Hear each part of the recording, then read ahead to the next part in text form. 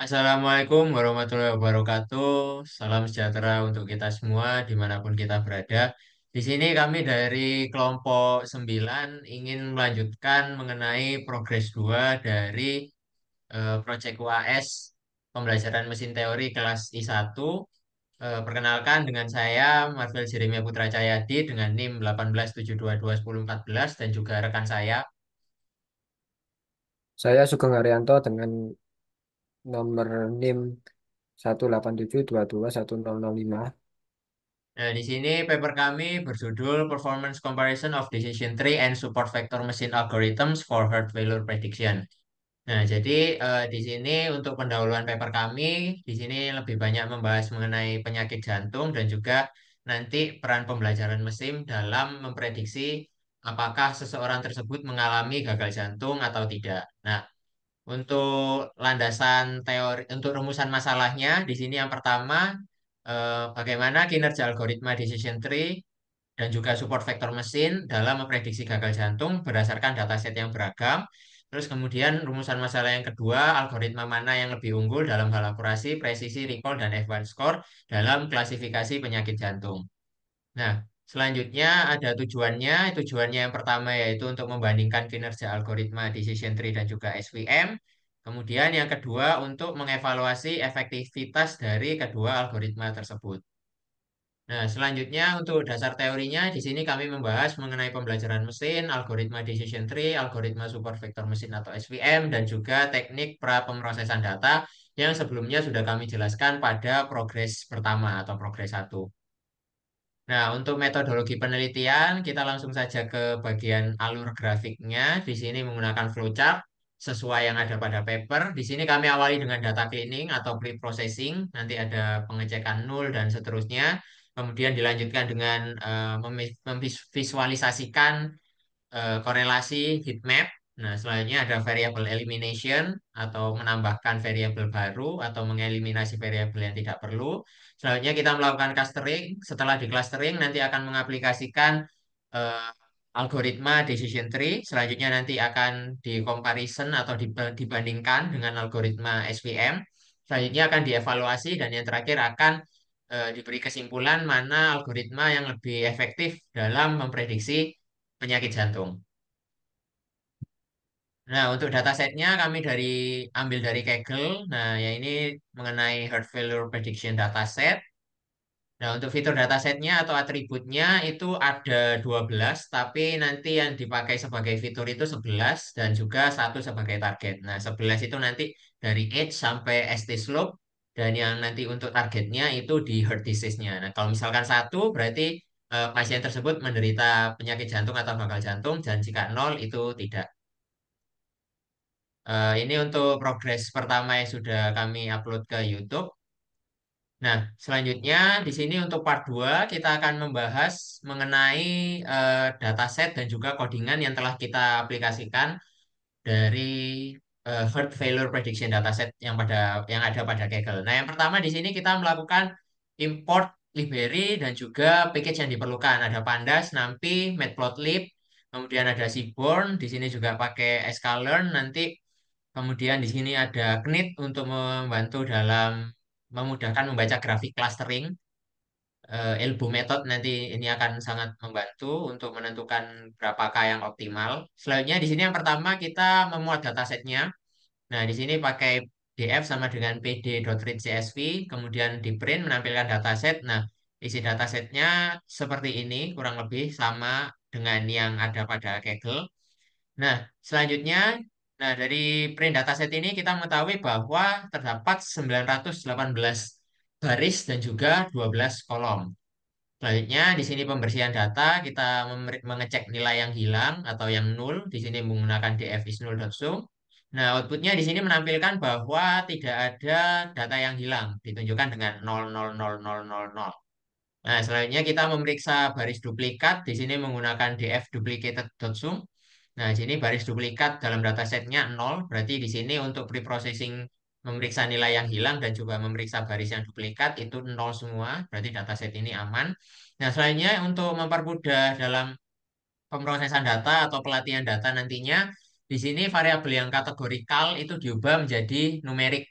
Contohnya seks, terus chest pain type, resting ECG, exercise angina, ST slope ini yang sebelumnya kategorikal juga menjadi numerik.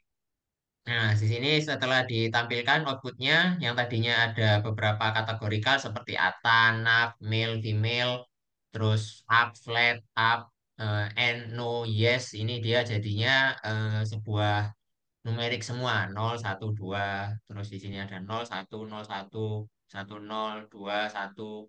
Jadi di sini untuk memudah ke langkah selanjutnya. Selanjutnya di sini kita mengecek statistik deskriptif dari keseluruhan dataset setelah diubah menjadi numerikal.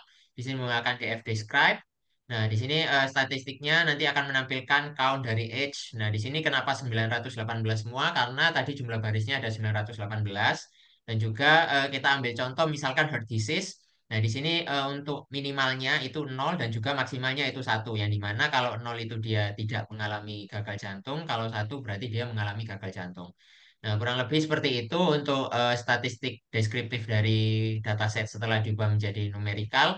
Nah, selanjutnya ada mengenai analisis data eksploratif mengenai distribusi kejadian gagal jantung akan dijelaskan oleh rekan saya. Jadi untuk selanjutnya yaitu kita mengetahui bagaimana distribusi kejadian gagal jantung untuk nol yang menandakan pasien yang tidak terkena gagal jantung dan satu menandakan bahwa pasien terkena gagal jantung. Next. Nah, di bawah ini kita dapat mengetahui angka sebenarnya. Untuk satu kita memiliki 508 jumlah pasien yang terkena gagal jantung dan 410 jumlah pasien yang tidak terkena gagal jantung. Next.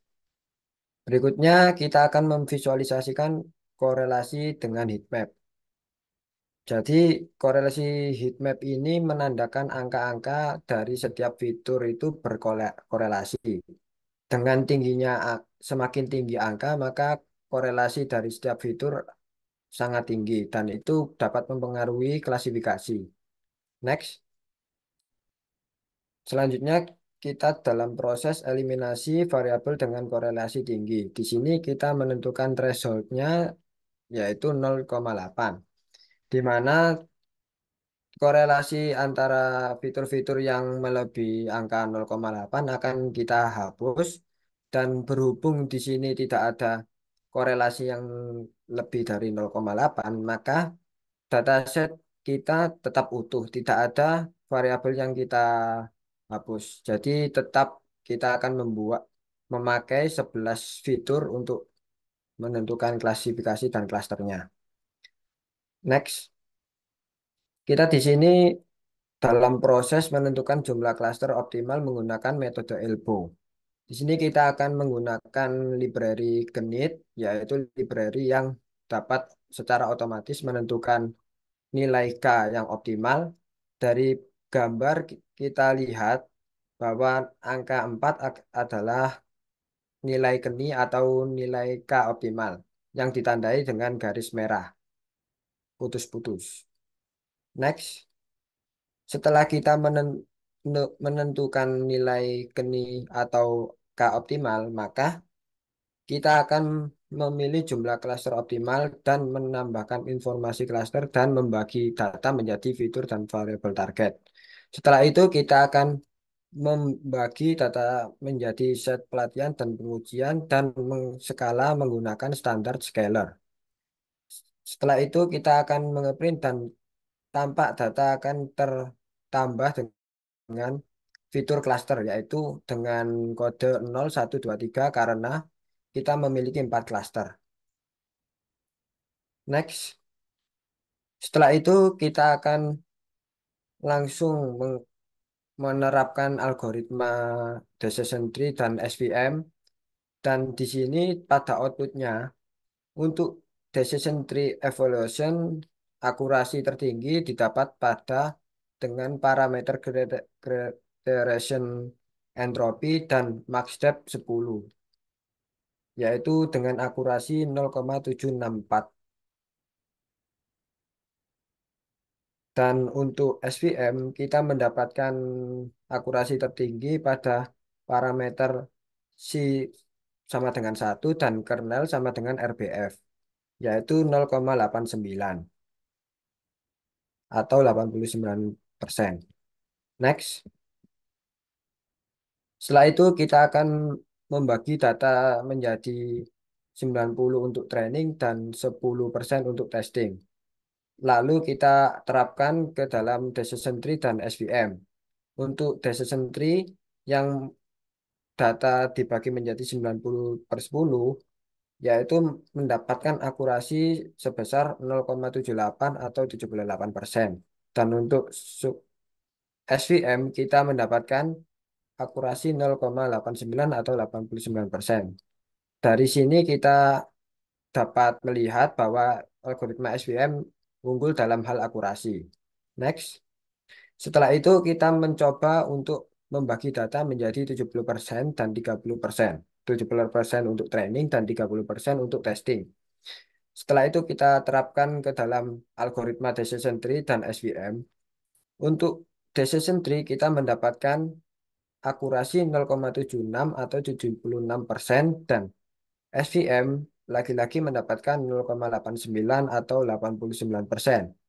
Dari sini kita dapat lihat walaupun kita rubah menjadi 70/30, SVM tetap mengungguli dalam hal akurasi dibandingkan decision tree.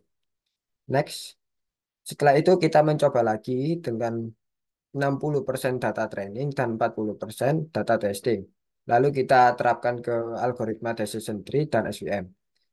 Dari output tampak bahwa akurasi dari decision tree hanya mencapai 76%, sedangkan SVM dapat mencapai sampai angka 88%. Dari sini juga terlihat bahwa SVM memiliki akurasi yang lebih tinggi daripada decision tree. Next, setelah itu kita menentukan atau mencari parameter apa yang terbaik untuk decision tree dan SVM. Dan didapatkan untuk parameter decision tree terbaik kita menggunakan kriteria entropy dan max depth 10. Dan untuk SVM kita kita menemukan bahwa parameter terbaiknya yaitu C sama dengan 1 dan kernelnya kita menggunakan RBF. Next. Untuk selanjutnya kita melihat visualisasi matrix confusion untuk decision tree. Beginilah matrix confusionnya dengan rata-rata akurasi 76%. Next. Dan berikutnya yaitu visualisasi untuk matriks untuk algoritma SVM dengan rata-rata akurasi di atas 80% atau 88 atau 88,9. Dan berikutnya, jadi untuk langkah selanjutnya yaitu kita menggunakan cross validation untuk evaluasi yang lebih andal. Kita menggunakan 5 dan 10 lipatan atau 5 dan 10 volt. Jadi untuk penjelasan volt itu cara kerjanya seperti ini. Misalnya kita menggunakan 5 volt dan kita memiliki data 100 baris. Jadi dari 100 itu kita bagi menjadi 5. Misalnya kita bagi menjadi 5 sama rata yaitu 20, 20, 20. Dan cara kerja volt itu jadi 20 pertama untuk iterasi pertama akan dijadikan menjadi data uji dan 4 sisanya atau 80 data sisanya akan menjadi data training atau data latih. Untuk iterasi kedua, 20 kedua akan dijadikan data uji dan sisanya yang 80 data itu akan menjadi data latih. Dan itu dilakukan sampai data kelima atau kelompok yang kelima. Dan setelah itu kita hitung rata-rata dari akurasi setiap uji tadi dan kita cari rata-ratanya. Begitupun dengan 10 volt, tetapi kalau 10 volt kita bagi menjadi 10. Jadi intinya itu kita membagi data sesuai dengan jumlah volt dan setiap bagian itu akan bergantian menjadi data uji dan sisanya akan bergantian menjadi data training.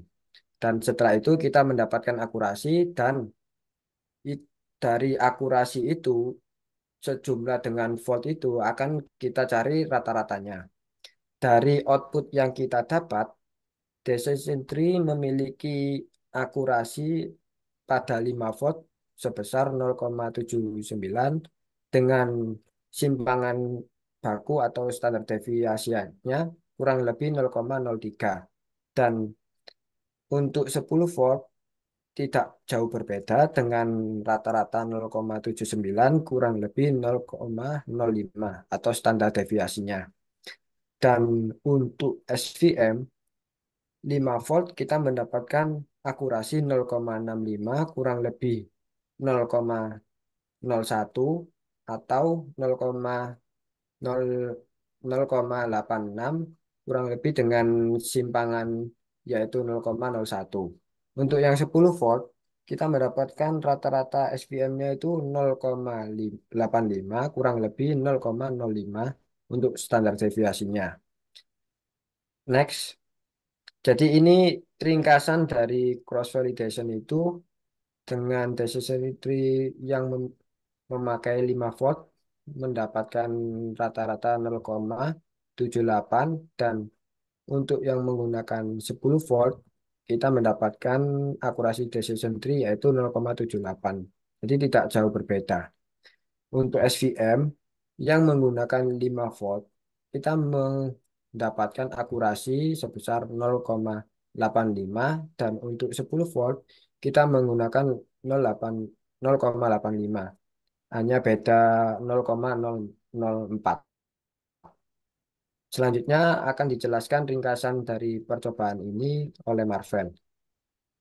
Baik, terima kasih Sugeng. Nah, jadi pada responsi kami atau presentasi sebelumnya, kami mendapatkan tambahan dari Pak Hendra untuk membagi beberapa dataset, yaitu untuk data training dan juga data testingnya itu menjadi tiga skema yang berbeda. Tadi kini kita sudah menggunakan yang pertama itu 90% training dan 10% testing, yang dimana tadi menghasilkan untuk data 90% dan 10% ini tetap akurasi atau jumlah statistiknya itu dimenangkan oleh SVM. Nah, selanjutnya untuk yang kedua, 70% training dan juga 30% testing itu dimenangkan oleh SVM atau SVM lebih unggul di sini. Dan selanjutnya untuk skema yang terakhir, 60% training dan 40% testing itu dimenangkan lagi oleh SVM. Jadi di sini untuk pembagian data uji dan data latih ketiga skema tersebut dimenangkan oleh SVM.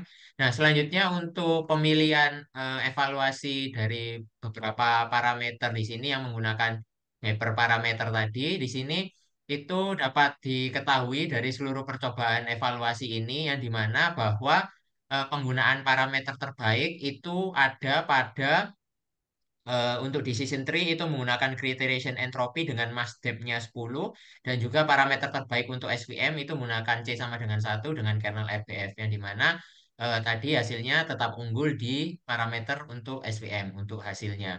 Untuk hasil akurasinya dapat dilihat pada hasilnya tadi yang di sini criterion gini mohon maaf criterion entropy mass depth-nya di 10 ini untuk akurasinya ada di 0,764. Sedangkan untuk SVM tadi di kernel RBF C-nya sama dengan 1 itu akurasinya 0,89. Jadi parameter terbaiknya itu nanti juga diungguli oleh SVM. Jadi tadi sudah kita bahas menggunakan tiga skema yang berbeda dan juga menggunakan fault cross validation yaitu tadi dengan 5 volt dan juga 10 volt. Dan setelah di rata-rata kemudian disimpulkan bahwa untuk akurasi 5 volt dan 10 voltnya itu tetap dimenangkan oleh SVM dengan nilai rata-rata sekitar 0,85. Baik, kurang lebihnya sekian untuk presentasi progres 2 dari kelompok 9. Mohon maaf bila ada salah kata dan kekurangan. Kami akhiri, sampai jumpa di part selanjutnya atau part final. Wassalamualaikum warahmatullahi wabarakatuh. Waalaikumsalam warahmatullahi wabarakatuh.